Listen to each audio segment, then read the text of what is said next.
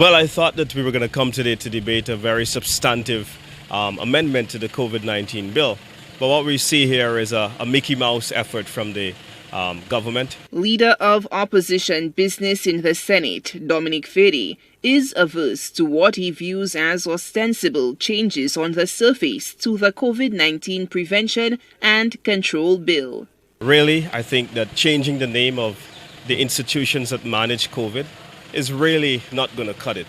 We still have close to 2,000 cases. And what we want to see is some real work. Fedee has been a staunch critic of the SLP government's pandemic response, questioning what he argues are signals that constrains law enforcement's ability to uphold COVID-19 protocols. A new section of the COVID-19 bill now makes breach of the act, in essence, a ticketable offense with fixed penalties. The senator believes the departure from jail time is too lenient and will embolden and not deter would-be violators. In other aspects of enforcing crime, it hasn't worked. There are hundreds, thousands of unpaid tickets. And so what we see is that there's a lack of enforcement. And whenever people believe that they can get away with stuff, I would imagine that there's not going to be a feeling of obligation to make sure. So I still believe that this is going to weaken the hands of the police. For his part, Prime Minister Philip J. Pierre has argued that the pandemic response should be a public health and not a law enforcement matter. Thus, ordinary citizens should not be criminalized.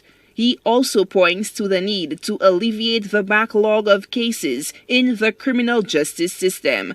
These include minor offenses like non-adherence to mask wearing. However, Fedee remains resolute that a strong, clear message must be sent to the public to obey the law and regulations or face the penalty. Well, at least I believe that approach shows that it's a serious matter. And I think that we're in the middle of the pandemic and we want to do everything we possibly can to encourage the population to be able to comply with the COVID protocols. The two mainstream parties, which are diametrically at odds on a number of matters of national importance and concern, continue to butt heads on the management of the pandemic.